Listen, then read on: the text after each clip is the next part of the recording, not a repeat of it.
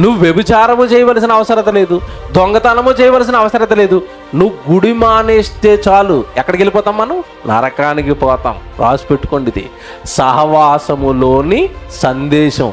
సహవాసం నీకు ఏం సందేశం ఇస్తుందో తెలుసా? నువ్వు ఖచ్చితంగా సహవాసానికి రావలసిందే, సంఘానికి రావలసిందే, సంఘములో రొట్టె ద్రాక్షాసం తీసుకోవలసిందే, సంఘములో నువ్వు కూడుకోవలసిందే. కొత్త నిబంధనలో చెప్పాడండి ఎక్కడనంటే హెబ్రీయులకు రాసిన పత్రిక 10వ అధ్యాయం 24వ వచనం చదువుతున్నారు. కొందరు మానుకొనుచున్నట్లుగా ఇదిగో మీరు సమాజముగా సహవాసముగా కూడుకొనుట మీరేం చేయొద్దు,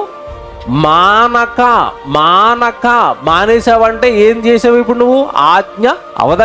ఇది పాపం అవదా? నాకు చెప్పాలి. ఎవడ మన బుర్రలో చిన్నప్పటి నుంచి ఎలా పూజిస్తారంటే, నువ్వు వ్యభిచారం చేయట్లేదు కదా, భక్తిపరుడువే.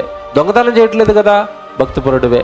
మరి గుడికి రావడు, దేవుడి కొరకు బ్రతకడు, దేవుడి కోసం ఏ పని చేయడు, అసలు దేవుడి సన్నిధిలో అసలు బైబిల్ తీసి చదవడు, ఇంట్లో ప్రార్థన చేసుకోడు. ఏమి చేసుకోకపోయినా కేవలం బాప్తిస్మం తీసుకుని ఆదివారం గుడికొచ్చి రొట్టె ద్రాక్షరసం తీసుకున్నంత మాత్రాన భక్తులైపోతారా? మీరు ఈ వచనాన్ని బట్టి మీరు చెప్పండి. సహవాసంగా మీరు కూడుకోనండి అని దేవుడు ఎందుకు చెప్పాడంటే, ఎవరైనా ఒకరు మానేస్తుంటే వాళ్ళని మీరు ఏం చేయాలి? హెచ్చరించాలి. ఏంటి చెల్లి నువ్వు సరిగా గుడికి రావటం లేదు, ఏంటి తమ్ముడు ఏంటన్నా గుడికి రావటం లేదు, ఒకరిని ఒకడు హెచ్చరించుకోవడానికి ఏం చేయాలట? సహవాసంగా కూడా. నువ్వు దేవుడి సన్నిధికి దూరం అయిపోతే పాపంలో పడిపోతావు తమ్ముడు, పాపంలో పడిపోతావు చెల్లి. వద్దు, దేవుడి సన్నిధి మానొద్దు, బైబిల్ తరగతులు మానొద్దు, సెమినార్లు మానొద్దు, ప్రార్థనలు మానొద్దు. వచ్చేయండి, దేవుడి దగ్గరకు వచ్చేయండి.